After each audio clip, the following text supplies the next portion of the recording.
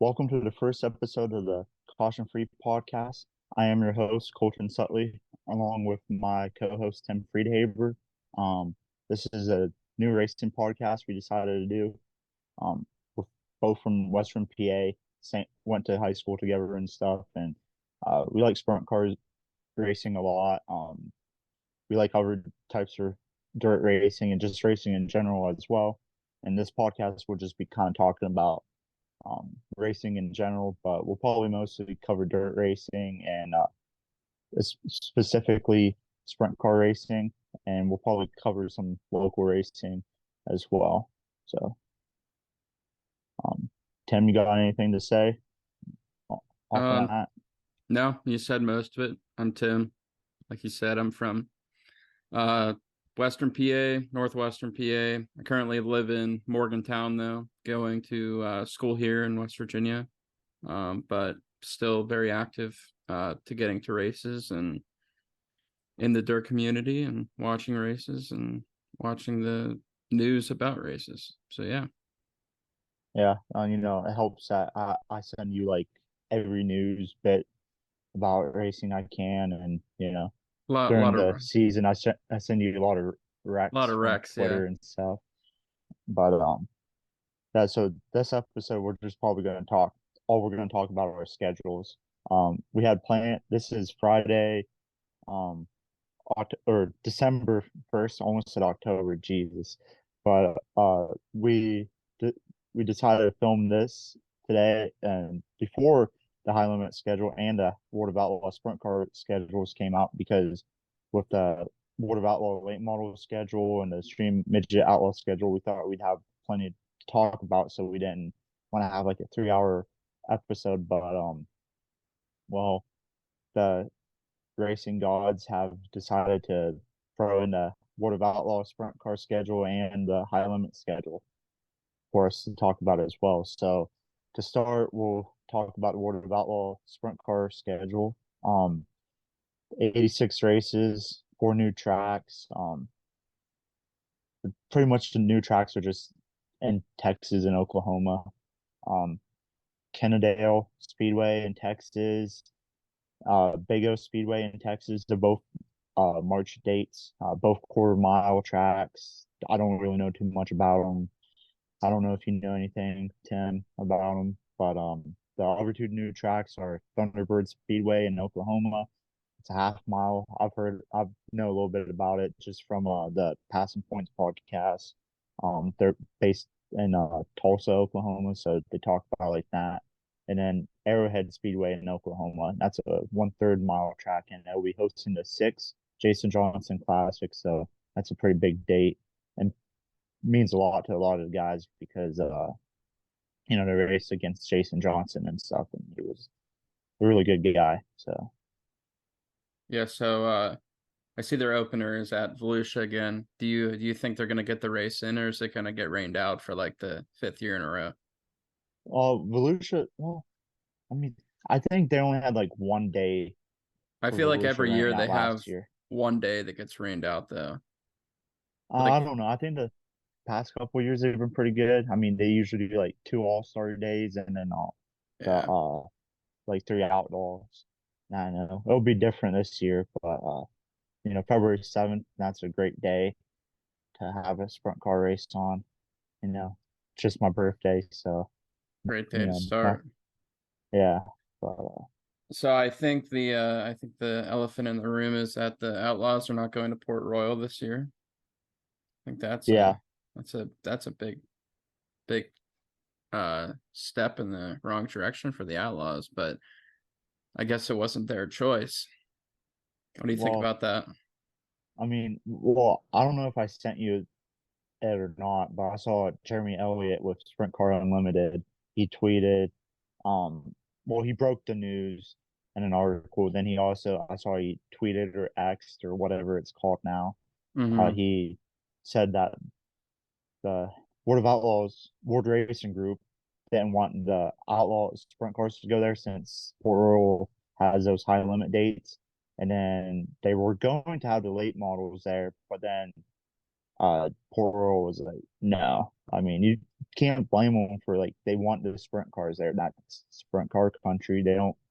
Yeah, they want late models and they race the super late models weekly, but it's dude, the sprint cars are what bring the fans to the tracks for those, especially in central PA and that, and even in western PA.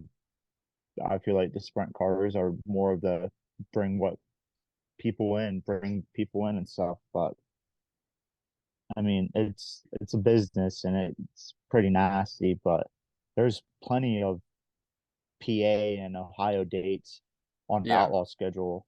I mean, and that's our like main opportunities because the only two uh there's two local shows for us in Western PA area, Sharon Speedway, May 18th and September 28th.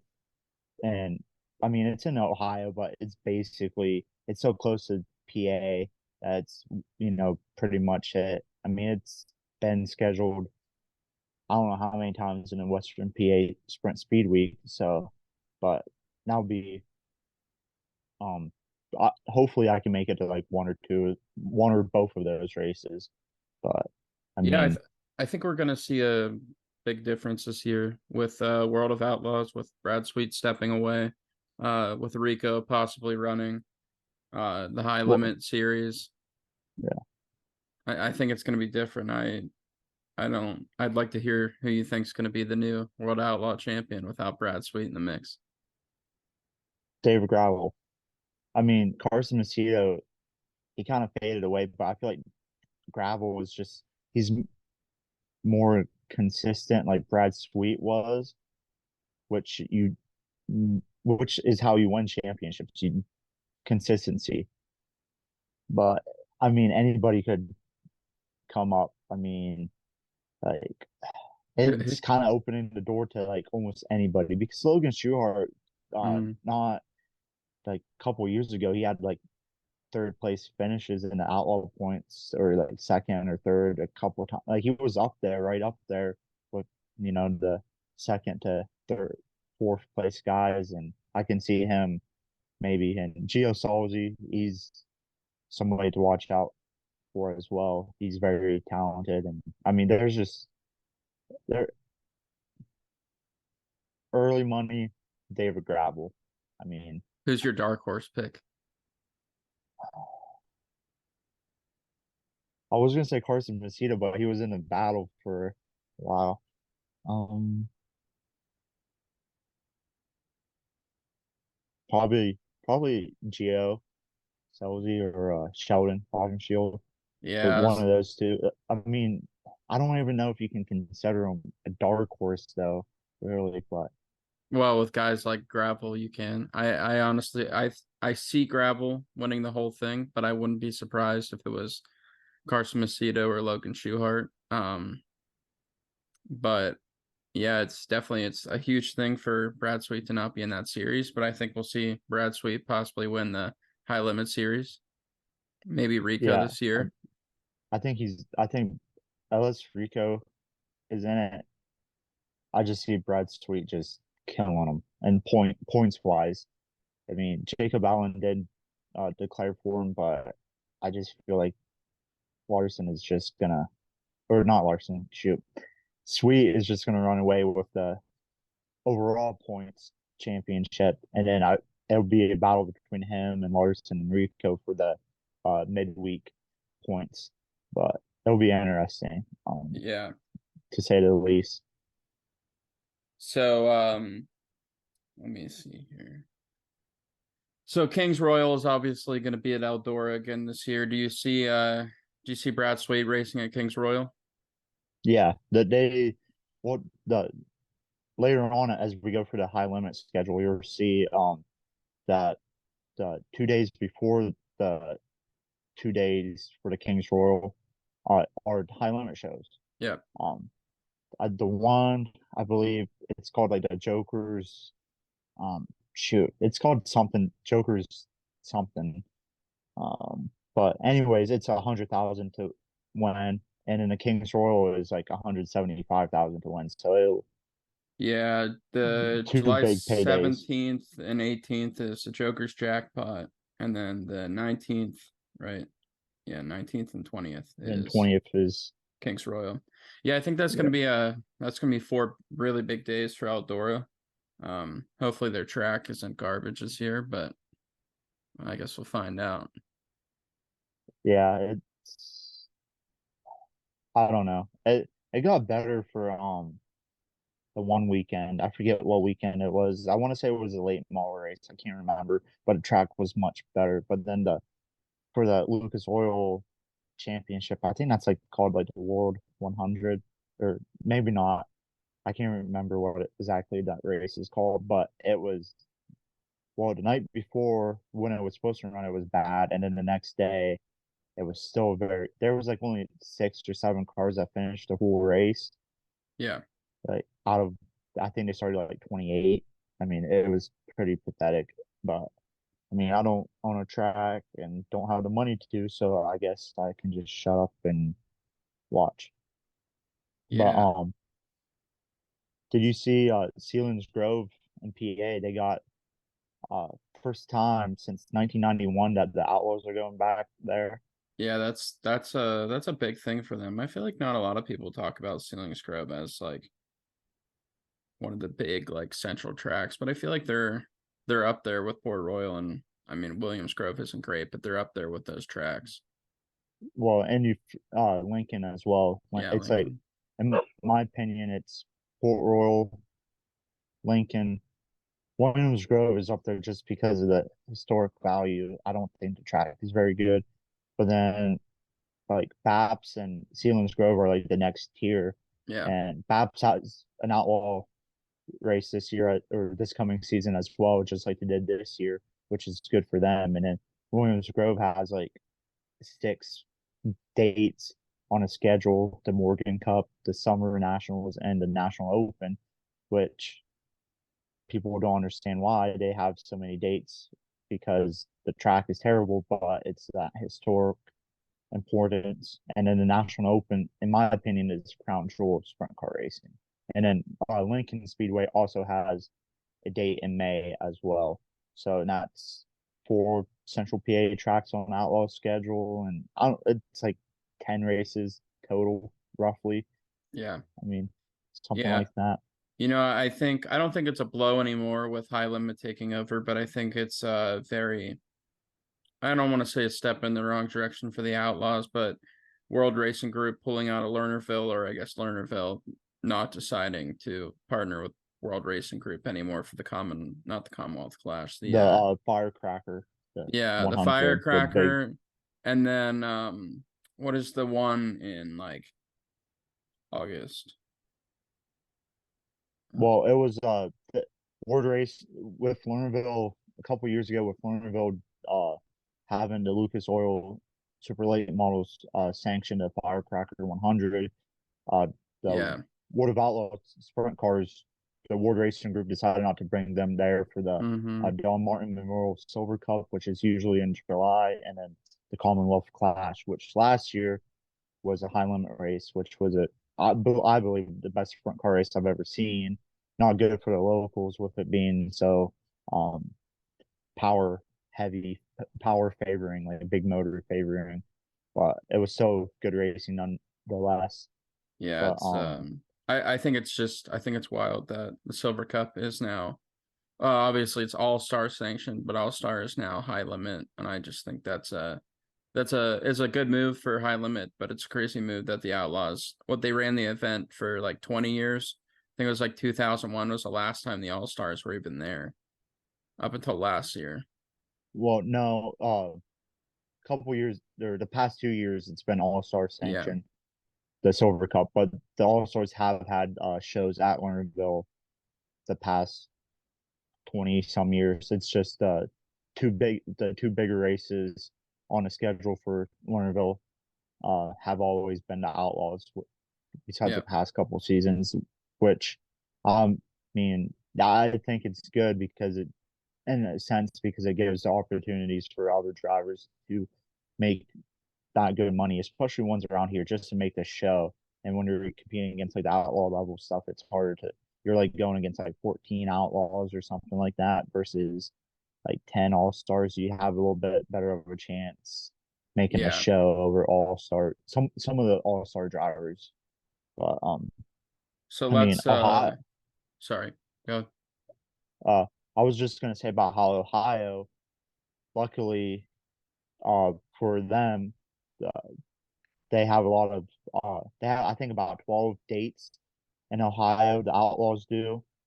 They go to Eldora a couple like 4 times. They have the Brad Doty Classic before the Kings Royal, at Attica, and then Atomic has a 2 day show with paired with the Extreme Midgets, and then Mm-hmm. they're going to Fremont for the first time since 2016, and they also have a date at Wayne County, which that's good for Ohio because as you will see when we go to the high limit race schedule, Ohio is kind of forgotten, and the All Stars had like 15 to 20 races in Ohio each year, which helped a lot of local teams be able to afford to keep racing and tracks just to be able to make just even break even, if not make money off of the season. But Yeah, I think with the shift to high limit specifically, I know we talked about it earlier how Brad and Kyle both don't want to compete with World of Outlaws. They just want to make the sport better. But I think the owners of the Outlaws, World Racing Group specifically, do see the competition that high limit brings, and that there is actual guys in the Outlaw group that are now going over to race high limit, like Jacob Allen, Brad Sweet, for instance. You have guys like Kyle Larson that are probably going to run as many events as they can. Rico, and I think that for the first few years of High Limit and Outlaw, you're going to see a lot of states specifically only have like one or the other. And I think that's what it's going to move to for a while. But I think eventually, if one series doesn't put the other series out, it'll go back to the way it was. But I think right now, with the high purse paying of both series, it's going to be up to the tracks to decide which series they want to have. But that's not to say that next year High Limit won't make a return to Ohio as much as the All Stars did. But I think for a while we're going to see it's only going to be one series at the track versus both series. yeah, I think I saw a tweet or whatever it's called now, where there was like only like 6 tracks that have both series scheduled this coming season, which I mean, I with the All Stars, they're obviously probably a higher number than just 6, but it's the All Stars were more of a fear series to the Outlaws than a competition. But hopefully it just doesn't hurt Ohio racing.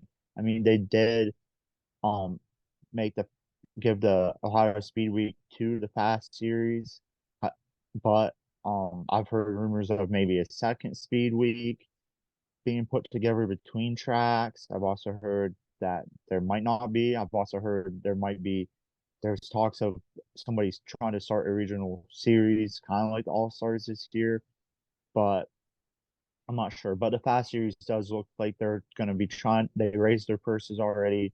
It looks like they're going to be trying to somewhat fill the void, but it will be a lot different. Yeah, But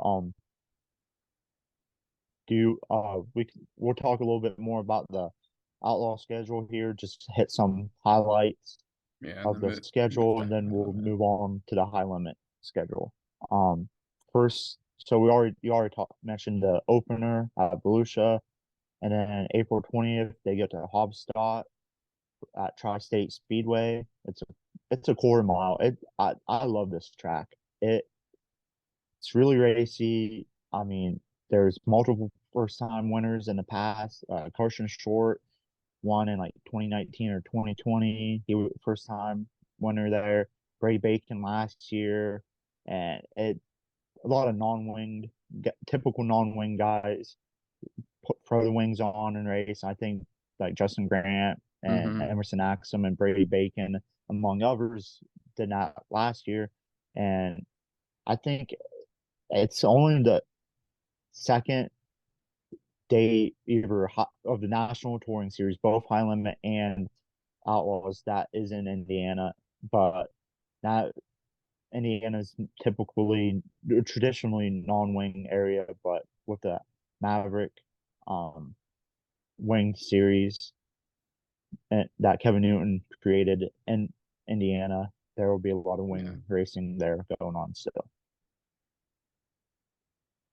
Yeah, and then obviously we moved to Knoxville Raceway, June 14th through the 15th, and also having NASCAR weekend at Iowa Speedway. That's that's gonna be that's gonna be a big weekend for the state of Iowa. Um, Yeah, it's also the Cup debut at Iowa Speedway, so mhm. now everybody was really excited about that from Iowa.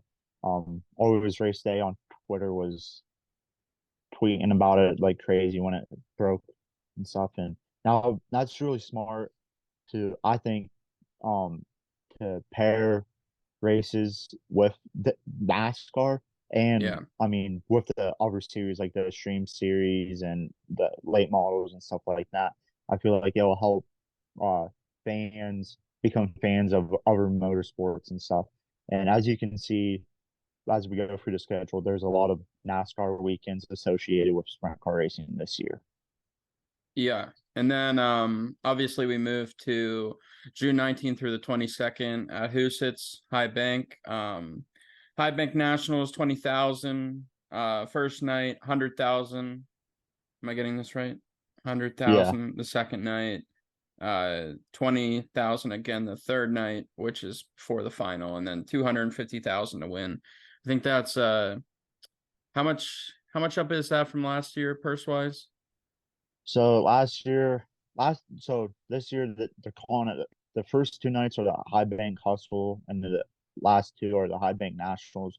Last year the High Bank Nationals, it was a 4 day show, and then the first three nights were 20,000 to win, and then the finale was 250,000 to win, which David Gravel won at his car owner's track.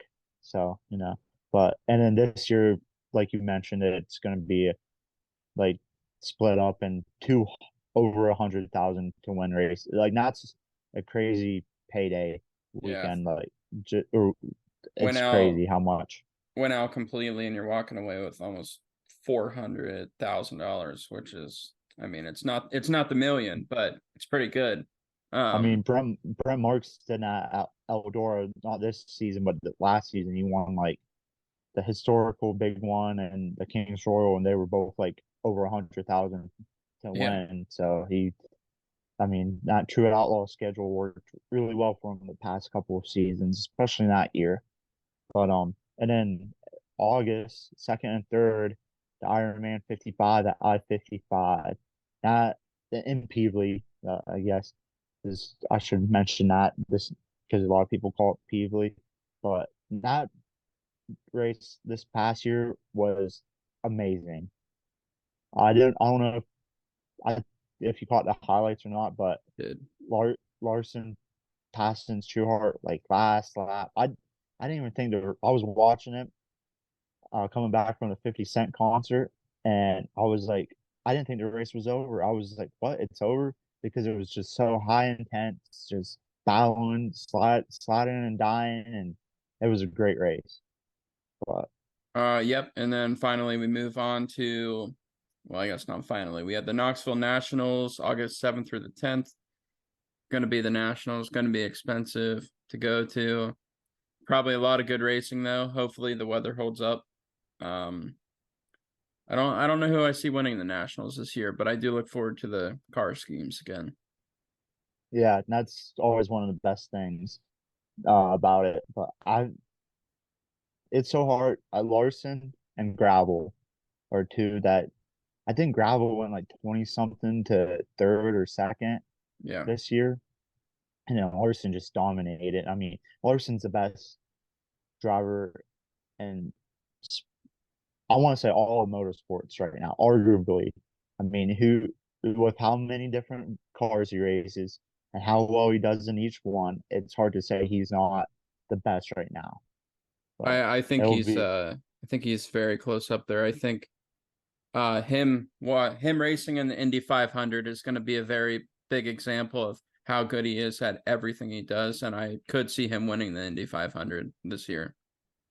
Yeah, it'd be cool to see if he wins both the Indy 500 and the Coke 600, which are both crown jewels in their respective Yeah, forms of motorsports.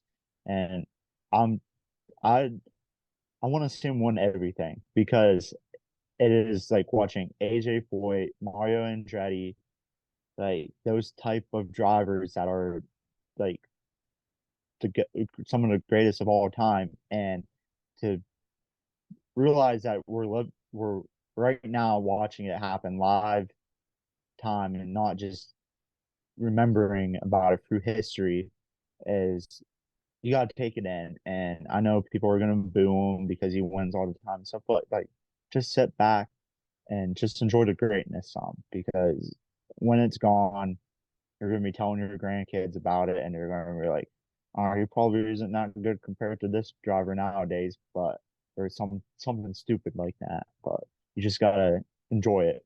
yeah. And then September 20th to 21st is the Dennis Roth Classic at Tulare Thunderbowl. Um, it's 83,000 to win. 83 because that's what the Roth cars, they have always been numbered 83. I don't remember exactly what the payout was last year, but I know it is a very big improvement. I want to say it was like $19,083 or something. It was something weird where they had $83 because of Hmm. his number, but to see it jump up that high is amazing. And there's a lot of big paying California races this season, and if if these schedules are kind of the split is hurting Ohio racing, it sure as heck is helping California Everywhere 410 else. racing. Yeah, I mean, hopefully somebody can help out Ohio and stuff. If I had the money, I would for sure, but I it think is Ohio will do exciting. okay. Yeah. Before we move on to high limit, we obviously have World Finals at Charlotte. It's probably going to be the best racing of the year. This year was crazy. Um, Yeah, caution there, free for the yeah, sprint cars, yeah, all 3 nights. yeah. I'm sure it's going to be crazy. But before we move on to high limit, did, I was thinking that I feel like with the new series being built, and Brad and Kyle really upping the purse, it's helped the overall purse of a lot of other sprint car races, like the one at Yeah. Thunderbolt. Um, Yeah, I agree. I mean, I don't think the points fund for well, so the Outlaws have been increasing the purse money and the tow money and the bonus money the past handful of years. So when people are saying, "Oh, they're only doing it because of high limit," that what they're doing now, that's completely false because they've been doing it for a while and yeah, for the past few years. They may not be increasing the to win purses or maybe and stuff, but they're like have increased stuff for a while now, and but like you said, the Thunderbolt, and then I think they said they were gonna have like at least like 600,000 to win or more races, and I think I counted five so far, but they did not have the two win purses on their schedule. They just had it on a couple write ups of the big key races, and actually some of the ones that only know they're 100K to win because of the past few years they have been. yeah. So But moving on to the high limit schedule, we have 60 races. The big local races we have are July 23rd at Lernerville, which is 25,000 to win, which is the Silver Cup. We're assuming it's probably going to be the Silver Cup. Then September 13th to 14th, we have the Commonwealth Clash weekend this year, 2 dates. It is a weekend, right? yes, it's Okay. Friday is 10K to win, and then Saturday is another 50K to win race just like this past year, which is very exciting. Now, before we move on, let's give a brief recap of the Commonwealth Clash from this year because we both went, Well, we went to the Silver Cup as well, but but it wasn't Highlander. Larson, It oh, it wasn't. was all It was stars. yeah. But I mean, Kyle Basically, Larson pretty much dominated in that track. Rico made, or not race, I mean, not track. Rico broke down that and couldn't show up, and you were very heartbroken. And I that, was I mean, heartbroken. someday we'll get him on the show, hopefully. But yeah, dude, the Commonwealth Clash, Dale Jr. was there. I mean, that place was nuts. We had his co-host Mike Davis walk right by us. My dumb ass did not recognize him because I listen to the podcast at work and don't watch it, so I didn't recognize him at first. But that place Yeah, was jam packed. definitely the fullest. I think both of us have probably ever seen that place. Yeah, and that's not a knock on Lernerville at all, but it's just like, I mean, there was so much Dale Earnhardt or junior stuff like everywhere. Like everybody was wearing it, and there was like people like 70 years old showing up when it was like 50 60 degrees out, 50 degrees out. And I mean, but if there could have been a better race for him to experience his first sprint car show, I don't think Yeah, there would be one. At least that was an amazing race. I mean, in the heat race, Sanders was dominating so much that yeah. he spun and was still able to freaking win it by like half a lap. I mean, it was, and then the future was just nuts. I mean, Let's talk about that track record. So track record, first time it had I been, forgot about that. it wasn't broken in I think 23 years, Yeah, and or 20 or something like that. yeah, Brad Sweet first lap out. Well, actually, he almost broke it in hot laps. A few people almost broke it in hot laps. First lap out of qualifying, beat the time by like 0.23 seconds or something. I Yeah, think he got a 12:0 exactly. I think so as well, and that's what I remember. But I mean, And and then the there track was was, so fast, but like it just like started slowing down. I mean, well, it was fast, but I think we also have to remember there was how many cars were there? 50 something, 60 something? 56, I think. Yeah. 56, I think.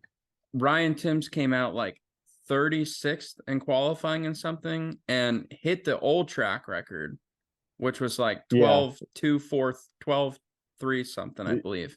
yeah, 12 something 3 like 4, that. I think. And he hit the track record. So he was on fire that night, obviously, until he sent it into the wall in like lap 10 In the of the future. feature. Yeah, Um, and then Justin Sanders, he was hauling mail around the top, and he kind of did not quite as bad, but he slid over the top there coming out of the floor. I mean, yeah, and he's Brad Sweet and Kyle battling for the lead, both slid over the top. yeah. Yeah, Then David give Gravel Dave came in and Gravel the finish. swooped in.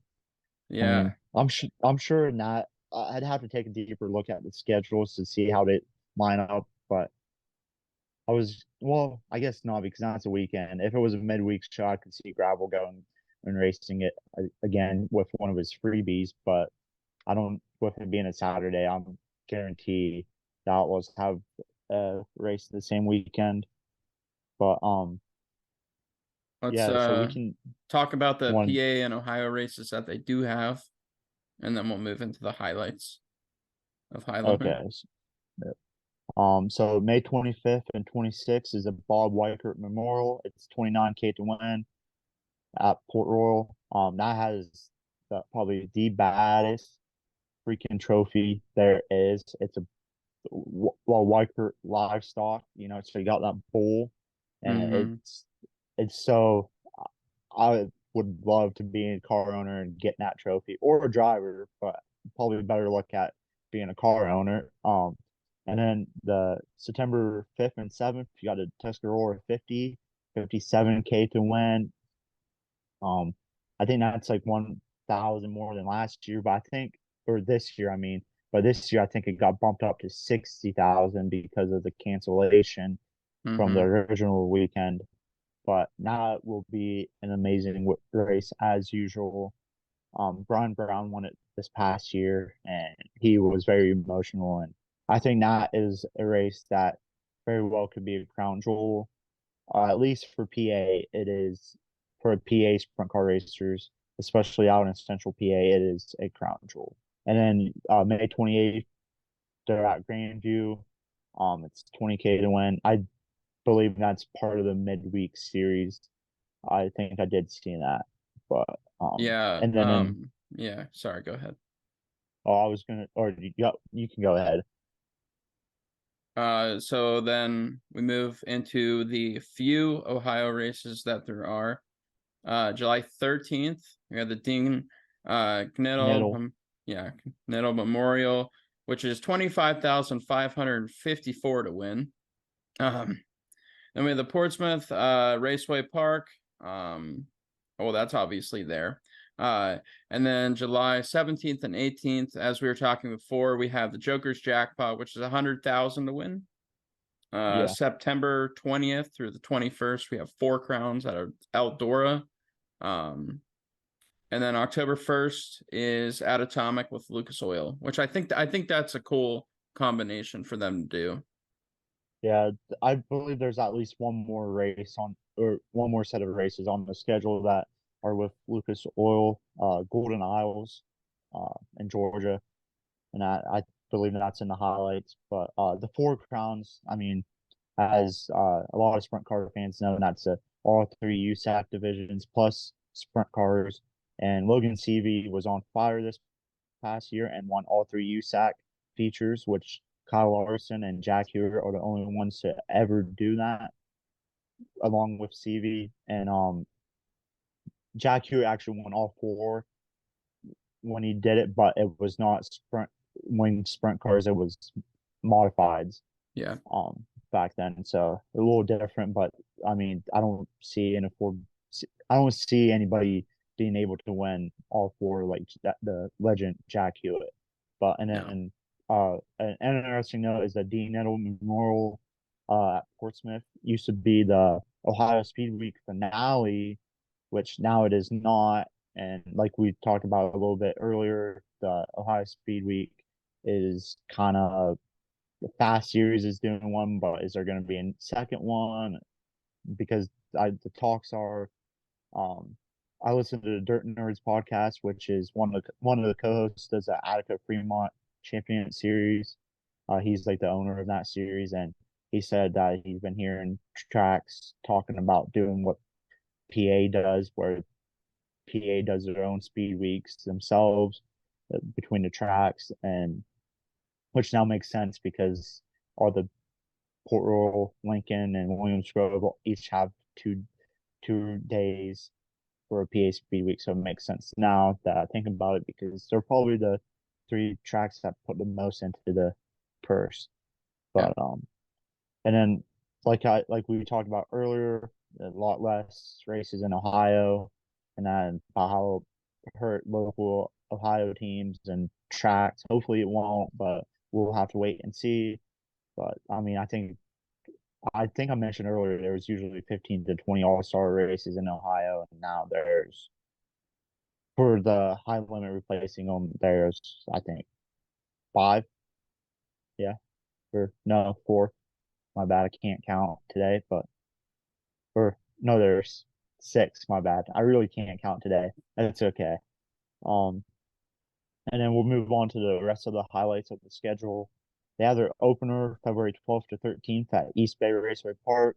Originally, the All Stars were supposed to open up at Volusia before on the 6th and 7th, but with the high limit, well, Brian Carter, the CEO of Ford Racing Group, owns Volusia, and he obviously would not want the competing series to race there. So instead of a 3-day outlaw show, they turned it into a 4-day with a practice day, and the high limit opener is at East Bay. Yep. And then February 22nd and 24th, like we talked about, Golden Isle Speedway with Lucas Oil, another Lucas Oil show. April 13th at Texas Motor Speedway with NASCAR. I think that's another big thing that they're doing, especially for them. good to bring in the two sports together. Like Kyle always said, Yeah, like you said at racing Louisville. should be all together, and not just And then dirt and asphalt. Go ahead. yeah. And then May 3rd and 4th, the Heartland of America Showdown at Lakeside Speedway. The 4th is a 50K to win race just like this past year, but it will not be part of the midweek series. And that is also a NASCAR weekend at Kansas Speedway, which is nice to see that, like you said, like the having given opportunities to fans to see both forms of motorsport, the both of the top forms of the respective form of motorsports and top stock car stop or top stock car divisions and one of the top sprint car uh series. Yeah. And then May 14th they go to Kokomo Speedway. It's a midweek show and it's 20K rural racy track, Indiana. I love that track. That is on my bucket list. Probably the top track on it. Maybe this year we'll go to a race there. Probably won't be that week, or I think it's on like a Tuesday, so probably won't be that unless I win the lottery and can take off work. But you never know. And then also midweek show or midweek part of the midweek series is Davenport Speedway. They go there June 4th. It's another 20K to win. Um, it's a quarter mile, actually, just like Kokomo. They're both quarter miles. It's a real racy track. I've seen a lot of good late model races on like Flow and Dirt Vision there, and I'm excited for it. And it's very interesting. It used to be a half mile, but then they shortened it to a quarter mile, and you can cars go onto the track from the big half mile. So not quite like Sharon. Sharon used to be half mile as well, then turned into asphalt, and then back to a smaller dirt track. It's not a quarter mile. I can't remember off the top of my head how small it is, but it's not quite the same. But you can, I feel at both tracks you can walk a little bit on the old half miles. Yeah, so then June 7th through the 8th, we move on to the race Routine Foundation at I-70, which is 26,000 to win. I don't know much about that race. What do you know about it? So Kevin Rudine, who owns the Rudine number 26 at Zebwise Drives, and he's part owner of Skagit. His son Race um had an addiction problem and sadly passed away. I'm not sure how many years ago, and they created a Race Redeem Foundation in honor of his son, and it's been I don't know how long it's been going on. I know it's been at least for the past handful of years. And usually it's not always out the same track. I don't know if I-70 hosted it last year or not, or this season or not. But I mean, not I've heard good. I-70 has another date on the high limit schedule, so it must be a pretty good track for them to schedule it more than once. Yep. And then June 11th, we go to Eagle Raceway for the Eagle Nationals. 50,000 to win. It's only a one night race. I'm sure it'll bring in a pretty good crowd. 50,000 is a lot for high limit all Well, star. it did last year. Or this season, I mean, it was at the midweek series, and everybody just talked about how great the crowd is. It's in Nebraska. Mm-hmm. The 410s aren't real. It's not like it used to be. I guess I listened to the Quick Time podcast based out of like Nebraska, and they're. I can't wait to hear what they talk about it because when they talk about it because they were pretty excited this past year about it and had good opinions on it. So hopefully this year it's some of the same thing. Then June 28th through the 29th, we move on to the Diamond Classic at Lucas Oil Speedway. I think that's going to be a huge race, honestly. I know 25,000 isn't that much to win, but Lucas Oil Speedway is it's a pretty good track, so I think Yeah, I think a good amount of people will show up to that race. And it's very central. It's not too far for the PA guys. it's honestly not that far for even the West Coast guys. I mean, it's a day trip really for them. I think they'll get a good turnout for that. Yeah, I know for the Hawkett McMillan Memorial that's held there every year, there's a good turnout for the wingless sprint cars and the 360 winged sprint cars. Always a good turnout and stuff. And I hate not track on the outlaw game. I always hit Oh, the I agree. tires. But that was when that DLC was available. I was the most excited for that track. That was last year, Yep. and I hated it in the game, and I wish I was better at it. But that's just because the game does not race like real life. Because I mean, Port Royal, you can't run the fence like you can in real life on the game, which is disappointing. But anyways, August 22nd to 24th, it's a Gold Cup, which was an outlaw race, and Corey Day won it this past year for his first outlaw win. It's at Silver Dollar Speedway, which Brad and Kyle and Colby Copeland co-own. They all three own it. It is going to be $100,070 to win finale. It is going to be freaking crazy. Um, and then I'm going to say the next race, and then we'll be able to talk about both. I'll get your opinion on both of these. August 29th to 31st, they're at the Skagit Nationals at Skagit. 100K to win finale. Crazy amount of money, and they got some other races in California and like Oregon and Washington in between and before the Gold Cup as well. So it's a lot of money out there for the 410 guys in Cali. Yeah, and then finally, October 11th and 12th, we have the season ender at Texas Motor Speedway with 50,000 to win. I think that's a kind of low purse for a finale, but I mean, Well, it is what it Charlotte, the is. World Finals pays like 25, 20 Yeah, each night, but it's not. So the World Finals, it's a big deal because of it's not the purse. It's just because it's like the kind of end of the year party type thing. And I feel like they're trying to do that with at Texas Motor Speedway as well, but with more money.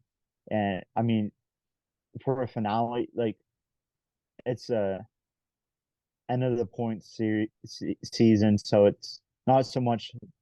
It's more about the points battle or the potential for the points battle than the to win purse. So I think it's a really good purse for a finale because I think other than the Lucas Oil finale this season, most finales are not that high paying, and I think that was like 100,000 to win. yeah, You know, but I yeah. mean, So comparing the two schedules, we have 5 outlaw races that pay over 100,000 or more to win. That pay 100,000 or more to win. Compared to the 3 high limit races that are 100,000 to win. But I think you also have to look at the bigger picture of that. The Commonwealth Clash in Lernerville is probably going to have just as many cars, if not more, as the $100,000 races that High Limit is racing this year. I really think last year that race brought in a lot of guys, and I think this year, the next upcoming year, it'll bring in even more as long as weather holds out. especially And with it being on a weekend now yeah, yeah. and a 2 day show, 2 day show, you can get more bang for your buck as a team. Right. And then so there's lots of high limit races that are paying 20,000 or more to win. The Outlaws don't have all winning purses out yet, so there's still lots of money going around. Sorry, I was trying to read what you said, but Sorry, no, that was I said I typed that very bad, like grammar wise. It was very awful, but I mean, I think comparing the two schedules, I think for the teams that do already run Outlaws, they'll probably stay with Outlaws. But I think for the all-star guys, the high limit, um, I think it's a really good option for them, and I think it's a good option for the guys that run the true outlaw schedule too. But I still think you'll see guys like Rico run a true outlaw schedule. There's not, even though there's a lot of events paying good money in the high limit series and a lot of events paying good money in the outlaw series, Rico's good enough to go in and get first through fifth in these $100,000 races, and make 4 times the amount of money you would racing with a series. Not to say he couldn't win a series and make about the same amount of money, but I still think you'll see the guys that are running true outlaw schedules stay with true outlaw schedules. Yeah, I agree because it's the grind of being on tour is crazy. I mean, a lot of the outlaw drivers fly home and stuff in between races, but the crew guys do not. Yeah. And that's really hard. And there are two big trips from the West Coast to the East for both series. There's you gotta go from the Skagit Nationals in Washington clear to Port Royal for the Tuscarora 50 weekend in 4 days. That's I think someone posted 2,700 miles, and then Yeah. the Yeah. Outlaws have to go from the Tulare Thunderbolt. It's in California. They gotta go to Wayne County in Ohio, which is 2,300 miles. I've heard, but they got 5 days to do it. Which, I mean, both of them would be really hard, but I feel like that will deter teams from going with high limit that might would have otherwise just because of the West Coast swing and having to travel that far in such little time. Yeah. But So knowing what we know about the two schedules, one of the big questions I've had is where do you think Tanner Holmes will end up? Do you think he's gonna get a full ride, or you think he's gonna stay with himself and probably run true outlaw?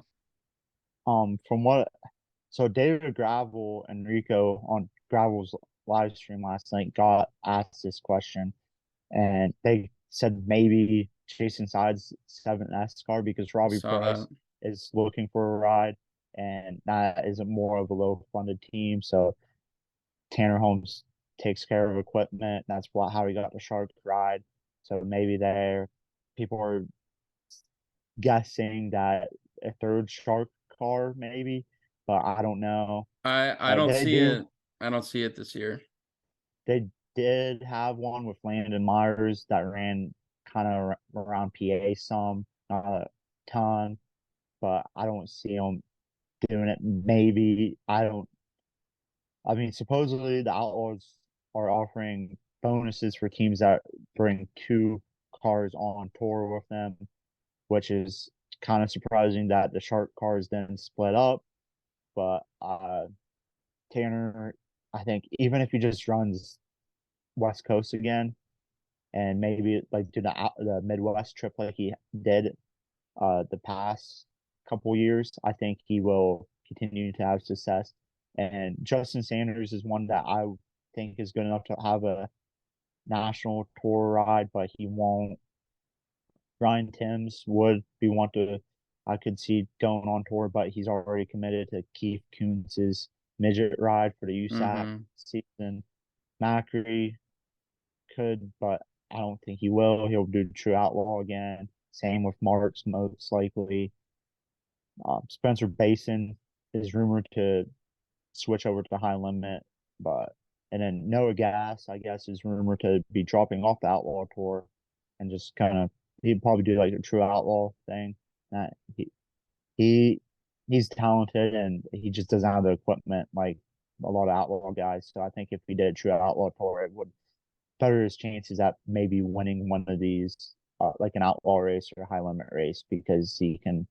It's not such a grind week in week out. But Yeah. he's a young guy. I think he might be a little younger than us, but right around there. But Yeah. it'll be interesting to see how things unfold. So I think we should give a quick overview of the late model schedule and the extreme schedule, and then probably call it there because we're about an hour and a half at this point. So Okay, we'll go through these real quick, and there are a couple local uh stuff I want to hit real quick as well. I'll just go through the outlaw schedule real quick, and then we can discuss big things when we get through it.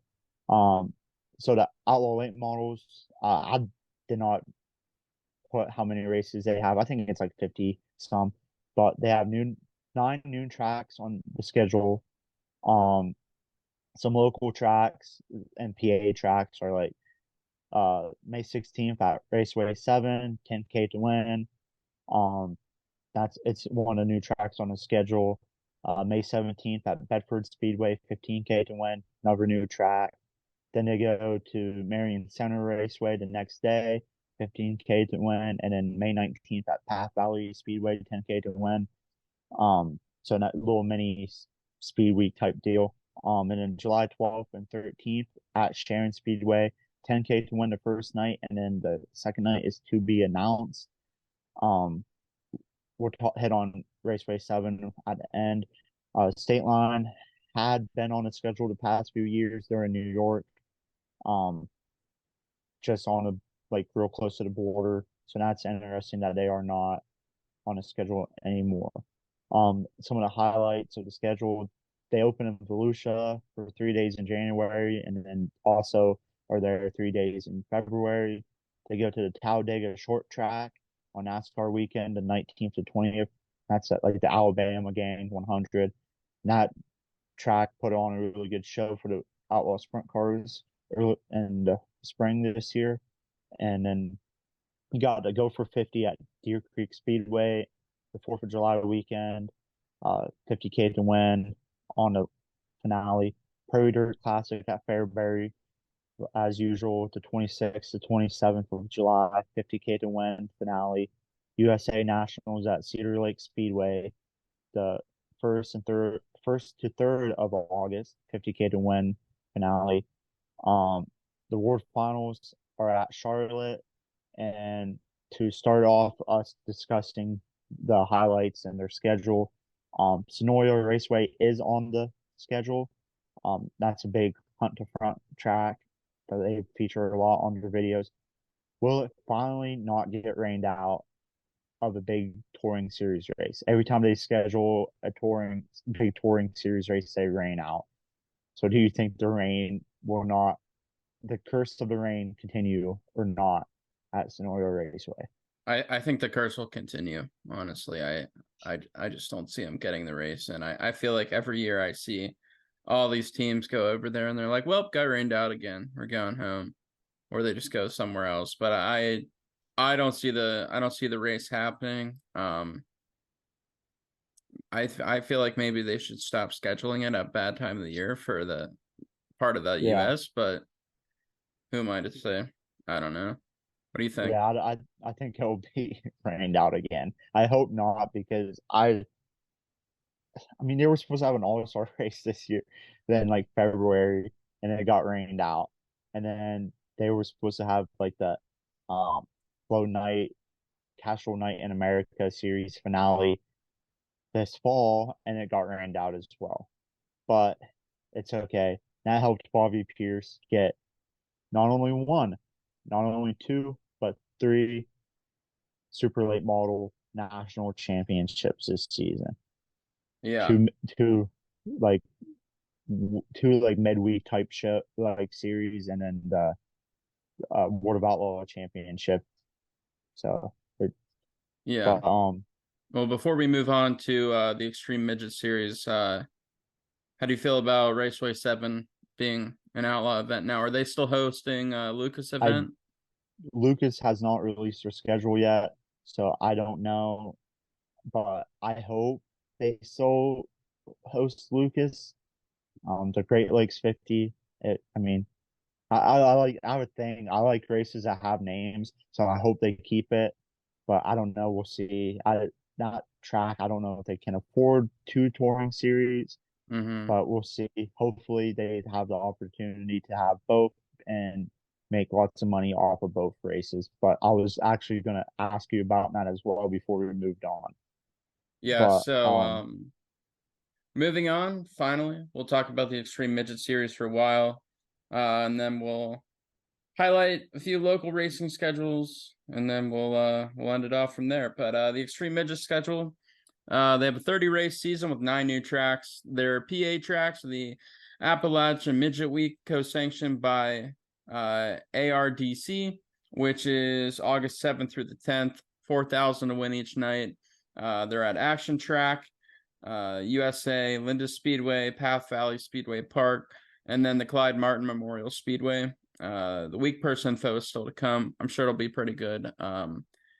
And then moving on to the highlights of the schedule, their opener is at the Southern Illinois Center in DuQuoin, March, from the 15th to the 16th. The next big highlight we have is May 21st through the 22nd at Millbridge Speedway.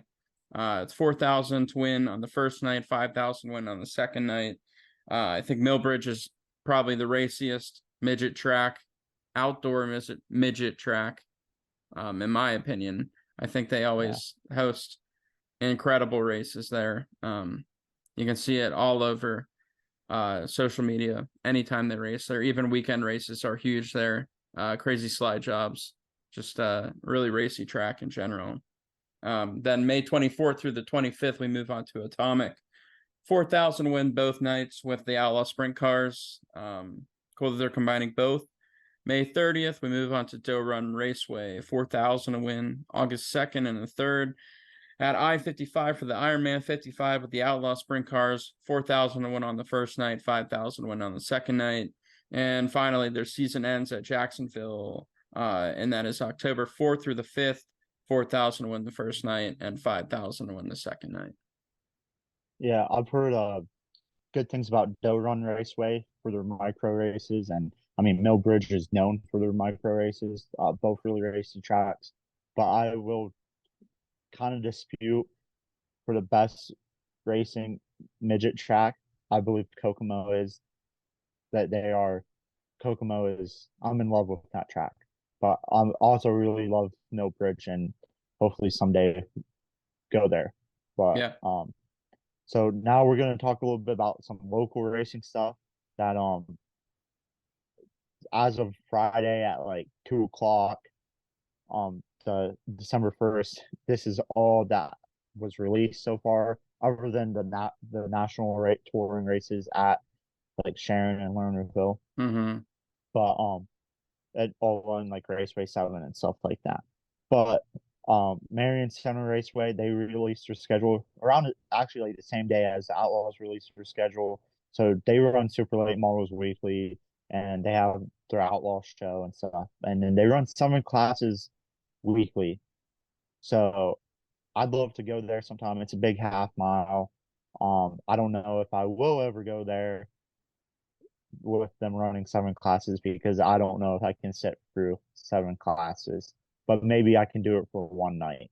Hey, But we sat through a lot of classes at the Steel Stamp, City, Stampede. Stampede, So it was about 40 degrees out. So yeah, we also had a couple beers, so that helped.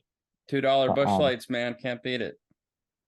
yeah, and then the only other thing is PPMS. They have an opener March 16th scheduled. It's a pot of gold 75. Um, it starts at 12 p.m. It's a Saturday. 4K to win Fast Series race. It's 20 laps. 4K to win ULMS Super Late Model Series race. 30 laps. 2.5 or 2.5K to win SCDRA. That is the same. That is a mini stock sanction. I don't think I think it's just a rule book. I don't think it's a series, but that's 20 laps. The lap totals add up to 75, so that's why it's the pot of gold 75. I would love to go to that, but I sat through a Hummingbird that earlier this fall. They had a ULMS race, and I went there because I never went to Hummingbird, and they had a 2.5K to win SCDRA race, and there were 50 some mini stocks, and I hated myself throughout the whole thing. Yeah, that's But fair. so, but I mean, as we saw at Lernerville for the Stampede, um, the 3 heat races of the mini stocks wrecked less than the super late model feature. So, This is true. uh, so can't be too bad then, I guess. But So that's I have one final question before we end it out. Uh okay. do you see Tri-City Speedway in PA closing this year, or do you think they'll open back up? I mean, supposedly they're in talks with Hummingbird to do a point series for the small block modifieds between the two tracks. But I don't. I see them opening, but I see me not going there Oh yeah, if me they too. open because it. I hate it because it's literally my home track because it's like 6 minutes from my house. I can walk to it from my grandma's house, like literally just through the woods. And I hate to see it not do well, but maybe somebody will buy it and return it to its glory of having a 2 day Labor Day show for the World of Outlaw late models like it did when we were in elementary school. But we'll see how it turns out. But I mean, I'm excited for more schedules to drop for us locally and then, try to plan what races I would want to go to and then find out next year what ones I actually go to.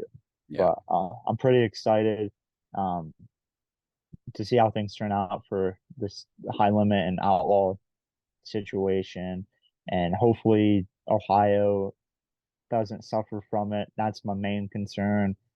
The schedules are interesting, and I mean, it's very exciting time to be a sprint car fan, not only just a racing fan. But so that's pretty much it. Uh,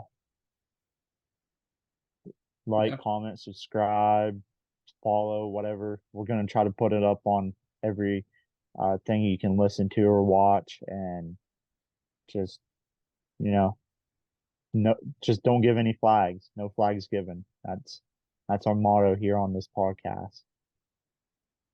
Yeah, And that's about all I have too, you know. We'll try and upload weekly as things come out. Might be bi-weekly, might be monthly. Hopefully it'll be weekly. But we'll yeah, try and keep informed on all the news going on and obviously talk about racing once it starts again. But until then, we'll keep pondering about what we think the season will be like and move on from there. yep. All right. I think See that's ya. it for. See ya.